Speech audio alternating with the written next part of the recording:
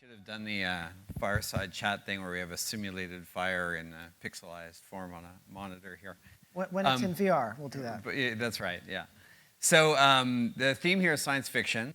We were, Austin and I were talking over lunch about how Snow Crash is kind of the canonical example that gets cited. It's been 25-ish years since that came out. But there are obviously examples from a lot earlier, right, that touch on this kind of what is today referred to as VR.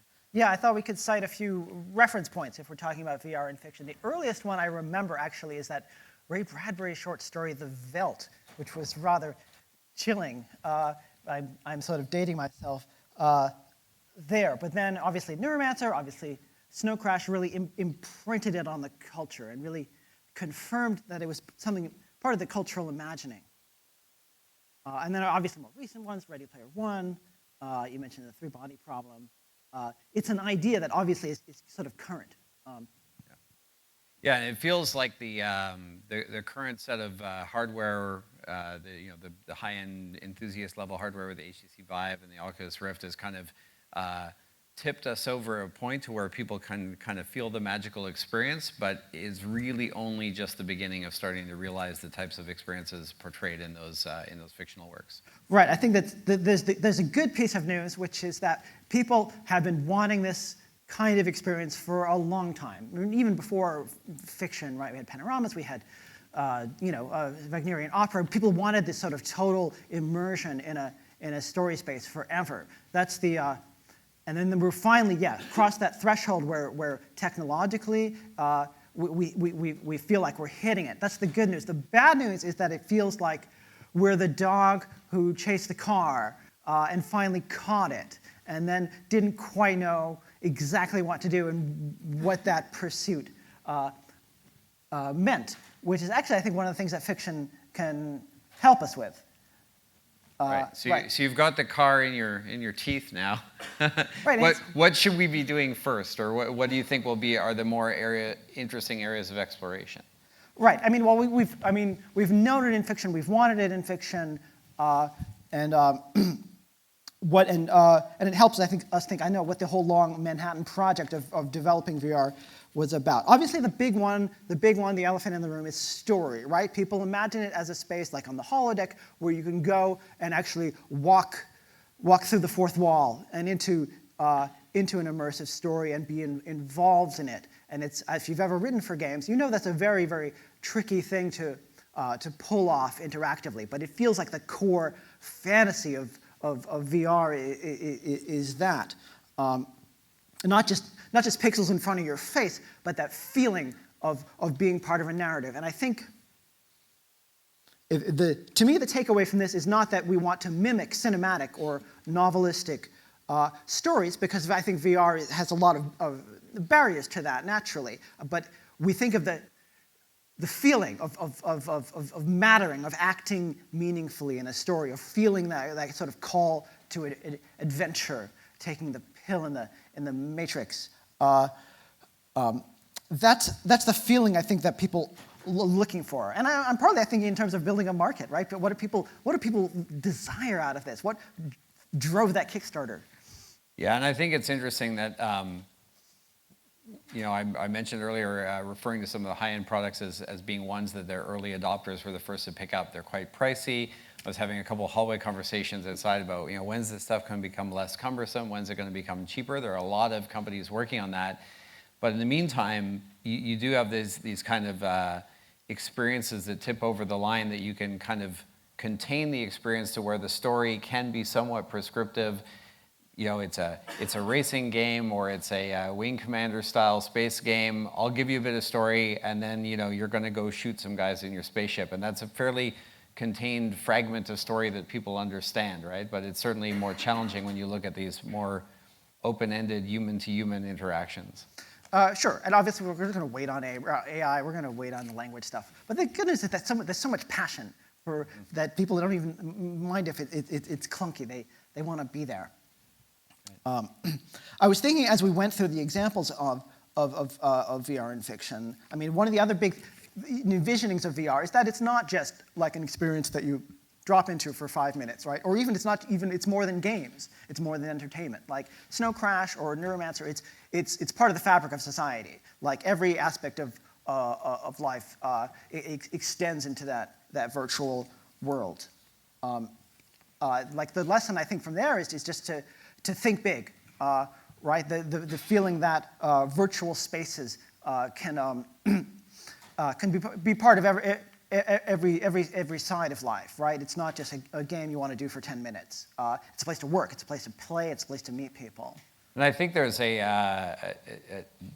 game developers would do well to look at some of the professional segments where VR is getting deployed, because you do see that kind of dynamic kind of emerging. You'll see companies that it's not that the entire experience and that their entire workforce is going in VR. They have a workflow, they have things they're trying to accomplish, and then they have certain pieces of functionality where people say, okay, for this part of what we're doing, we're going to go into VR.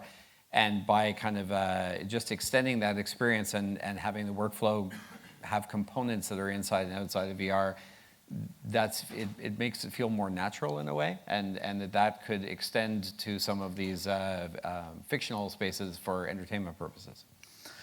Right, and if you're in Neuromancer, if you're in a cyberpunk dystopia, you can perform exciting crimes there, which I think is a good side benefit.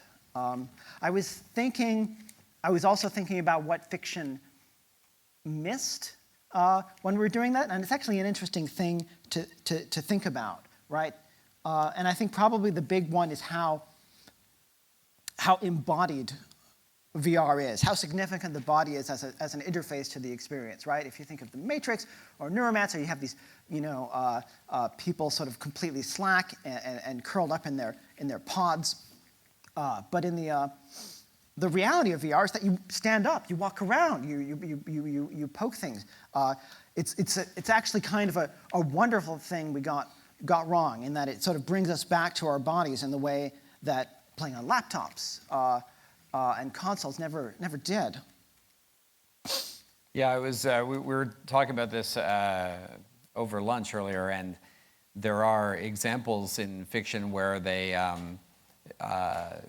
where the story supports this kind of, well, there'll be a neural interface and we'll just fool you into thinking you're doing the whole thing. But in some ways, it's a bit of a kind of cop-out, right? It's like there's so many hard problems in doing things in real-world space, but that is ultimately what you want to be doing, that they've kind of circumvented that by this kind of jack in the back of your head or what have you, right? You mentioned the three-body problem novel out of China that had the kind of VR full-body suit, but they even kind of said, well, then you just kind of feel like it's pressing on you in different places. So we saw that obviously when the guys at Valve and HTC did the touch controllers. It was the motion controller was immediately apparent that was part of the experience, right? Right, and the more experienced we are, the more I think it's great news. The more your body commits to an experience, suddenly all the parts of your brain that are plugged into how your body moves and acts are kind of activated. I think that aspect of VR is really good news and makes it more exciting and less of a terrifying dystopia. So I'm happy about that. I was thinking about crossing over from being a writer to working on VR and thinking about VR. I've been thinking about how that works, and if I had to transfer a skill set over from writing into working in VR, my takeaway would be that world building is the key skill. It's the core skill I would want to teach anyone who wanted to work creatively in VR, coming out of the world of science fiction. So world building in the sense of the level of depth and grit in an individual world, or in the sense of how it's crafted to fit a story? Yeah, I guess I'm not really thinking of texture resolution so much as building a world that you love and care about and have thought through. If I'm writing a novel, it takes me 2 or 3 years. I'm going to have to love that world and care about its mysteries and its depths and and its layers. And when people pick up a novel of mine or anybody's, and if they like it at all, it's because they want to spend 300 pages in that world. And I think VR, the affordances of the VR medium, it doesn't have that native passivity of film. People want to walk around and poke things, right? They want to explore that world and test that world. And if the world hasn't been thought through, its sort of shoddiness, its paper thinness is immediately apparent, the same way it is in a bad novel, where you feel like, oh, it's a science fiction world, but nobody thought about the history. But conversely, if you think of a world that has a sort of depth, like Lord of the Rings, like Star Trek, people want to keep living in it forever. And I think VR needs to have that quality in its world construction and its storytelling. Otherwise, I think it'll be reduced to 5-minute experiences. Yeah, and I think I think over time we'll see some of those, but in the interim, I think you're on the right track, because we have seen some of that with some of these IPs and worlds that people are very vested in from other media. People building these kind of contained VR experiences, like they did for the Martian, or for whether it's a vignette of a Star Wars experience and letting you kind of have a few minutes on Tatooine or whatever, that maybe these are ways that let people dive into a little piece of that world in a very deep and rich way. Yeah, licensing IP is kind of a shortcut and kind of a cheat to that kind of construction. I'm really looking forward to the big VR native IPs for world building, because you go into VR and you want to fall in love with that world that you can walk around in and poke. The other one I was going to mention was Harry Potter, obviously. Everybody still wants to be in Harry Potter, even though the world building there is atrocious. And anyone can take that up with me in the bar afterwards. But it works because people feel so passionately about it. It works on the level of character, on the level of emotion, right?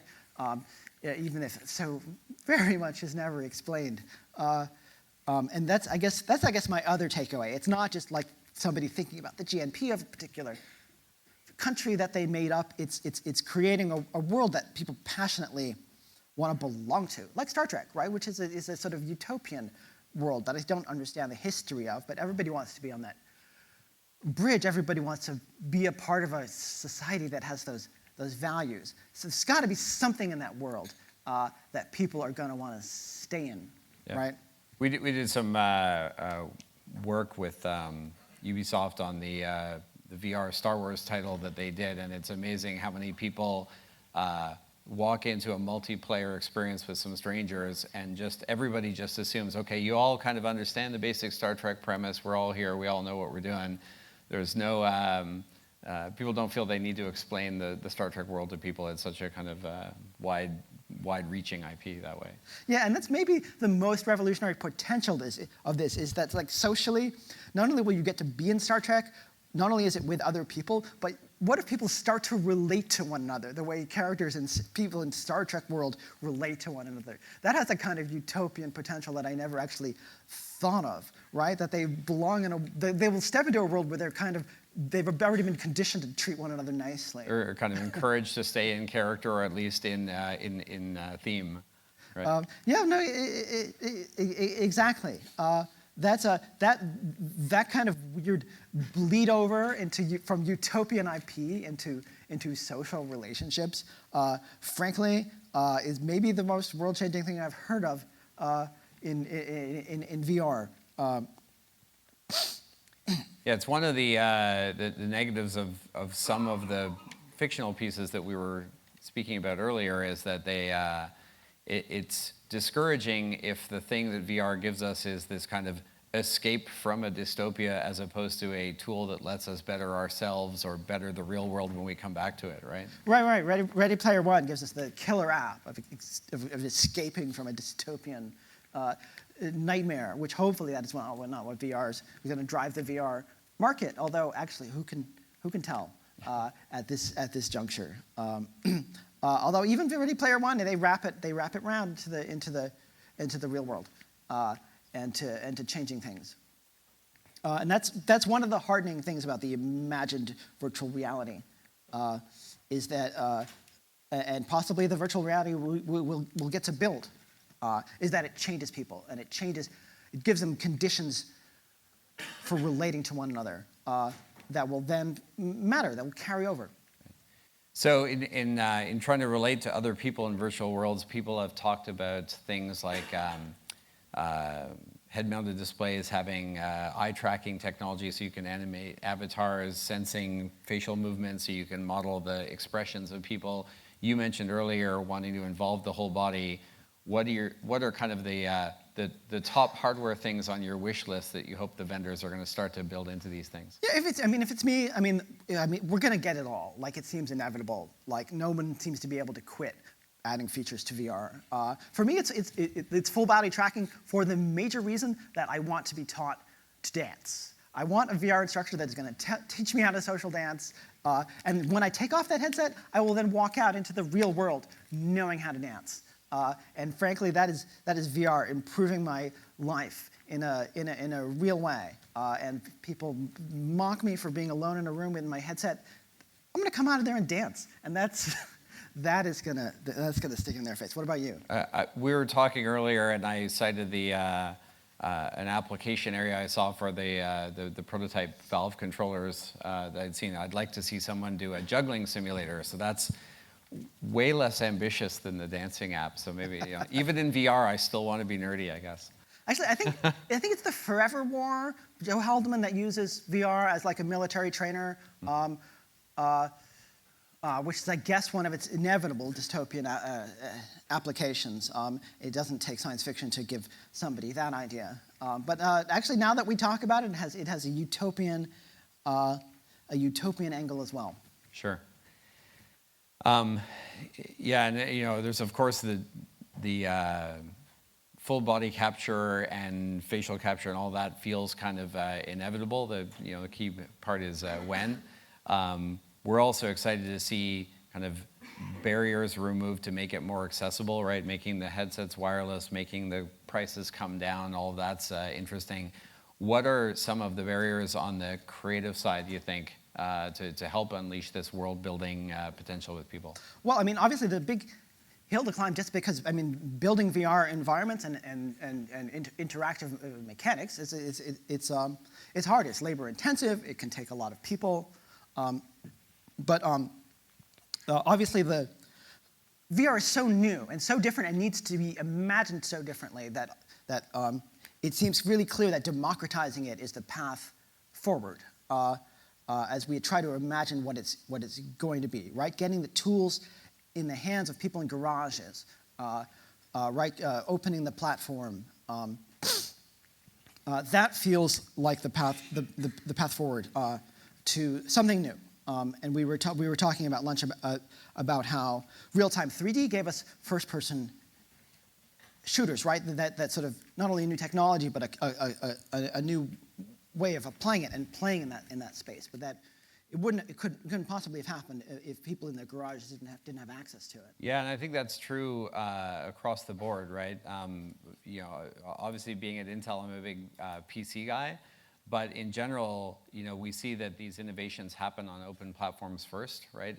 There's a reason that guys like the initial crew at Oculus and the guys at Valve working on the Vive started building things on top of an open platform because they didn't need to go ask someone for permission to do it, right? And so that's been true for many of the innovations in gaming. Everything from free-to-play business models to MMOs happened because you were unleashing this creativity. So we hope to see the same thing happen in VR. Right, and they also did, of course, because they read Snow Crash. Yeah. I have no doubt whatsoever. It is interesting to see, actually, that Ready Player One imagines a VR world, but it already knows about VR, right? Ernest Cline knew about VR, so he drew it a little more realistically, right? He drew it as a multiplayer gaming environment. Yeah, that said, having gone back and looked at Snow Crash again in preparation for this thing, it was surprising to see that the specs for the HMD that Stevenson wrote up were very close to the Vive's, like spookily close to the Vive specs. It was pretty surprising. Yeah, having surveyed the field, Neil Stevenson, hands down, I think, got by far the most right. Right. The fact that people who are heavily into AR look kind of dorky. The fact that VR is rather like the internet. It's social, it's commercial, it's advertising, it's everything. Right. Hopefully all of that and nobody riding around with discarded nukes strapped to their motorbikes. We can do without that part. All right. So, hey, we're about out of time. So we're going to hand off to our next group. And as Austin said, he'll be in the bar taking complaints about the Harry Potter series. I'll grab the table next to him to gripe about Ready Player One. And other than that, we hope you have a great conference. Thanks, guys. Thank you.